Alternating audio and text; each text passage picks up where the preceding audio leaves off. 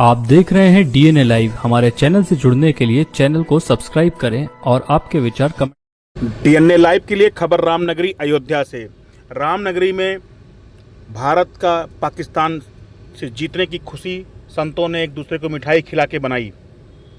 तस्वीरों में आप देख सकते हैं भारत के जीतने के लिए सामूहिक हनुमान चालीसा का पाठ, हवन पूजन भी किया गया। रामनगरी की प्रसिद्ध पीठ राम कचहरी मंदिर में उत्सव जैसा माहौल देखने को मिला। आज राम कचहरी के महंत शशिकांत दास ने संतों को मिठाई खिलाकर अपने खुशी का इजहार किया।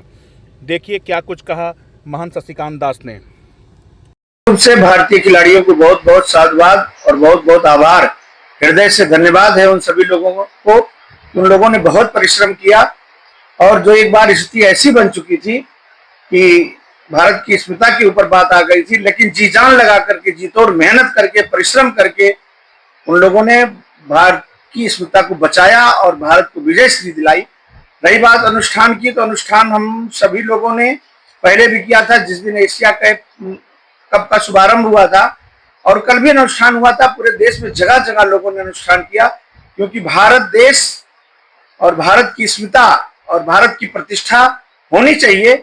माँ भारती की सुरक्षा, माँ भारती की रक्षा इन्हीं सब में निहित है, क्योंकि हमारे देश के कोई भी वर्ग के, चाहे खिलाड़ी हो ओलंपिक के हों, चाहे वो क्रिकेट के हों, चाहे फुटबॉल के हों, चाहे बास्केटबॉल के हों, तो उसमें एक ऊर्जा मिलती है, एक अलग तरह का आनंद की अनुभूति होती है जब हमारे भारतीय खिलाड़ी जीत कर आते हैं। इसलिए सब अनुष्ठान किया गया और उस अनुष्ठान का प्रतिफल भी सामने आया, इसलिए मन बहुत गदगद है और प्रसन्न भी है। और एक बात और, सूर्य कुमार यादव जी ने जो बहुत सुंदर कार्य किया है, उन्होंने ऐसा संकल्प लिया है कि एशिया कप में उनको जो भी सहयोग राशि मिली उसको उन्होंने भारतीय सेना को समर्पित किया। और कुलगाम में जो हताहत हुए थे पारिवारिक जन, उनके परिवार को सहयोग देने की बात कही है। इसके लिए सूर्य कुमार यादव को हृदय से बहुत बहुत धन्यवाद, बहुत बहुत आभार, और उन्हें प्रणाम करने की इच्छा होती है कि उनके हृदय में जो जज्बा भारत के लिए है, माँ भारती के लिए है, भारत के जवानों के लिए है, क्योंकि भारत के जवानों के बल पर ही हम सारे भारतीय निश्चिंत होकर के अपने अपने घरों में बैठते हैं। ऐसे में उनका जज्बा जो भारतीय सेना के लिए है और जो हताहत हुए थे, जिसके लिए सरकार की जिम्मेदारी थी, सरकार योगदान देती है, ऐसे में सूर्य कुमार यादव ने दिया है, उसके लिए उन्हें बहुत बहुत धन्यवाद और भारतीय खिलाड़ियों को बहुत बहुत आभार। जय सिया राम।